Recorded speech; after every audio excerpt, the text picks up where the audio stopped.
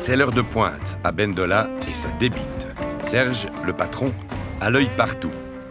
Il fait beau, la foule profite de la neige et du soleil, et à midi, tout le monde a faim. Au fourneau, le pâtissier, Maxime, met la main à la pâte plus souvent qu'à son tour. Affairé à préparer des tartes aux myrtilles, c'est la renommée du restaurant qu'il tient entre ses mains.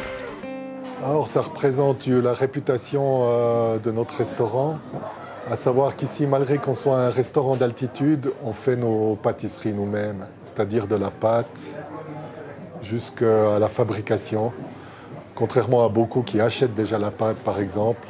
Et mon prédécesseur a fait ça de main de maître. Il a mis tout ça bien en ordre et ça fait plus de 20 ans que les gens viennent pour la tarte myrtille. La recette originale est dans le coffre en bas. C'est une recette qui est notée et qui ne bouge pas. Il y a juste un peu de sucre qu'on a mis en moins parce qu'à l'époque, on mangeait beaucoup plus de sucre. À Bendola, la rivalité culinaire distingue les tartes aux myrtilles des tartes aux framboises. Alors, qui remporte ce duel? Je dirais myrtille. Je dirais myrtille par la complexité du goût et de la recette par rapport aux framboises, qui est une recette beaucoup plus simple.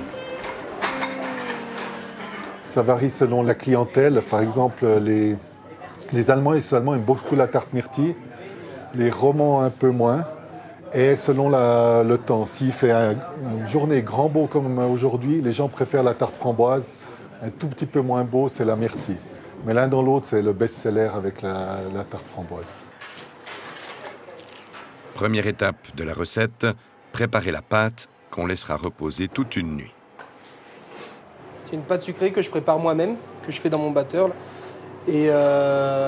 Et je l'étale moi-même aussi. Tout est fait artisanalement ici. Étape numéro 2, la préparation des fonds de tarte. Là, je prépare ma crème d'amande. Donc, je fais blanchir mon sucre et mon beurre. Ensuite, je rajoute tout mon reste. Donc, tout ce qui est poudre d'amande, œufs, crème pâtissière et mon rhum aussi. Je mets un petit peu de rhum.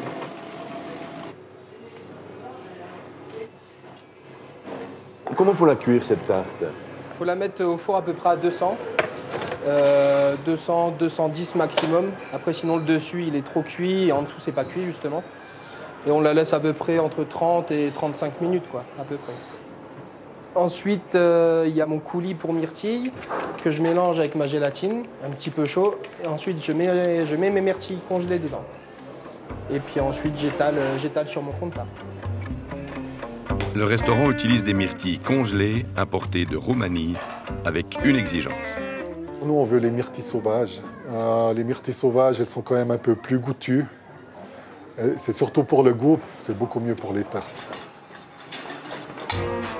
Dans une grosse journée, le restaurant peut vendre jusqu'à 300 parts de tarte aux myrtilles à 6 francs la pièce. Cela représente plus de 15 kilos de fruits.